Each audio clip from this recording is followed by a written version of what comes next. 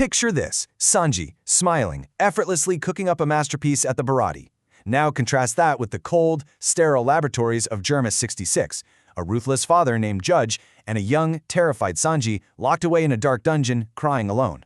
It begs the question, how exactly did the kindest Straw Hat come from one of the absolute cruelest families in all of One Piece?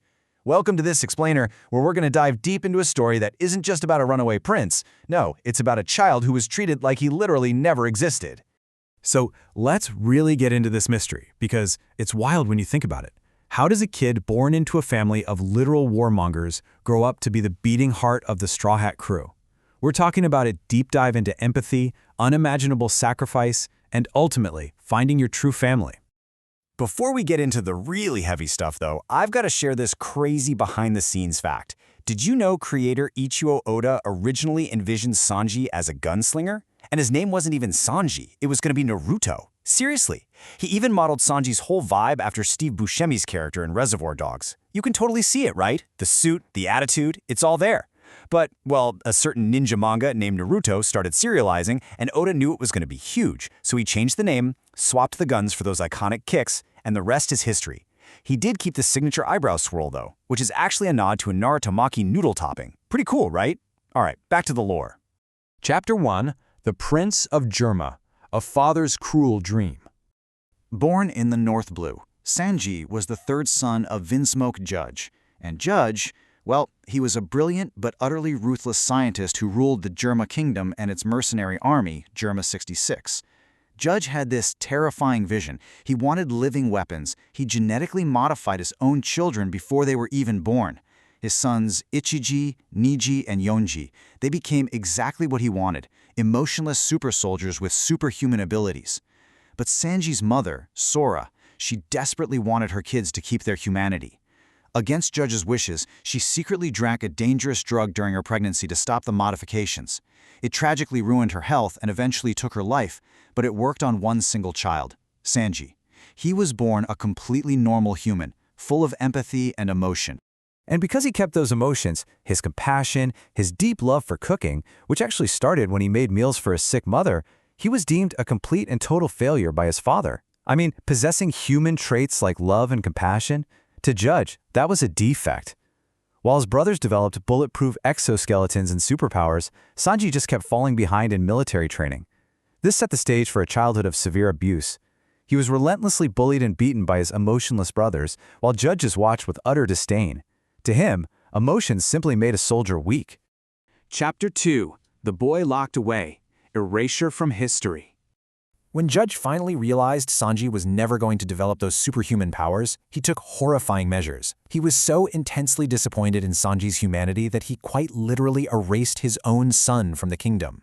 He locked this young boy away in a dark dungeon cell and clamped a heavy iron mask onto his face so nobody would know who he was. Then, he held a fake state funeral and announced to the entire Germa Kingdom that the third prince had died in a tragic accident. Just imagine the psychological toll that takes on a kid. You're mourning your mother, and your father literally tells the world you are dead, all because you have a heart. But thankfully, there was a glimmer of hope. His older sister Riju, who actually held on to some hidden empathy despite her own modifications, secretly visited him, treated his wounds, and eventually broke him out of that cell. While Germa 66 was busy invading an island in the East Blue, she guided him to a passenger ship called the Orbit. And here's the kicker. When Judge caught Sanji escaping, he didn't even try to stop him. He chillingly told his son he was completely free to go, on one strict condition. He had to promise never ever to reveal his Vinsmoke heritage, because Judge was just that ashamed to be related to him. Chapter 3. The Storm. Meeting the man who became his father. So 10-year-old Sanji is working as an apprentice cook on the Orbit, thinking he's finally free. But then, out of nowhere, the ship is violently attacked by the cook pirates, led by the infamous Red-Leg Zeff. And right in the middle of this raid, a massive catastrophic storm strikes, completely destroying both ships. Sanji gets swept overboard into the raging waters. But then, Zeff miraculously dives in and saves him. The two end up washing ashore on this massive barren rock high above the sea. Stranded. No vegetation, no way to reach the water to fish. They were facing a grueling 85-day timeline for survival. Zeff tosses Sanji a tiny bag of food and keeps this massive sack for himself, ordering Sanji to sit on the other side of the rock and keep watch for passing ships. Fast forward to day 70, Sanji's food is completely gone. By day 85, he's emaciated, delirious, and decides he has no choice but to take Zeff's food to survive. So, Sanji sneaks over, knife in hand, ready to attack this old pirate for his hoard of food. He slashes open Zeff's large sack and it's filled entirely with gold and treasure. There was absolutely no food in it. It hit Sanji like a ton of bricks. Zeff had given him every single scrap of food from day one. To survive those 85 agonizing days, Zeff had resorted to cutting off and eating his own leg.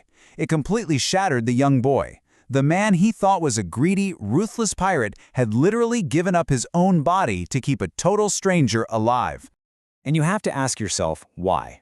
Why would a notorious pirate sacrifice his leg, his fighting prowess, and his entire career for a kid he just met? Well, right before the storm hit, Zeff heard Sanji boldly shout out his dream of finding the All Blue, the legendary ocean where all the fish from the four seas gather. That was Zeff's lifelong dream too, a dream his own crew used to openly laugh at. In Sanji, Zeff saw himself. They bonded over this impossible, shared dream, and Zeff decided that this kid's future was worth losing his own leg. Chapter 4. Baratie, a new family and a strict code. Against all odds, they were finally rescued on that 85th day. And they made a solemn vow. They were going to use Zeff's treasure to open a sea-floating restaurant, ensuring no one on the open ocean would ever have to experience the pure horror of starvation again.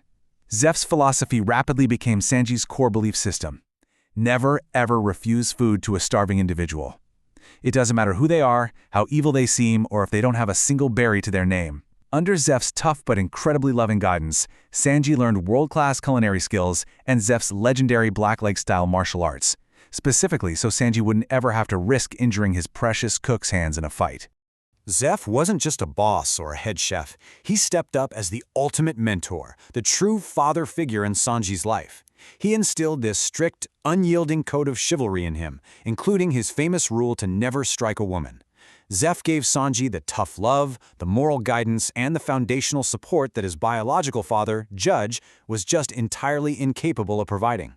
After a childhood of being treated like absolute garbage, Sanji finally found a place where he truly belonged. Chapter 5. A Legacy of Kindness. Joining the Straw Hats.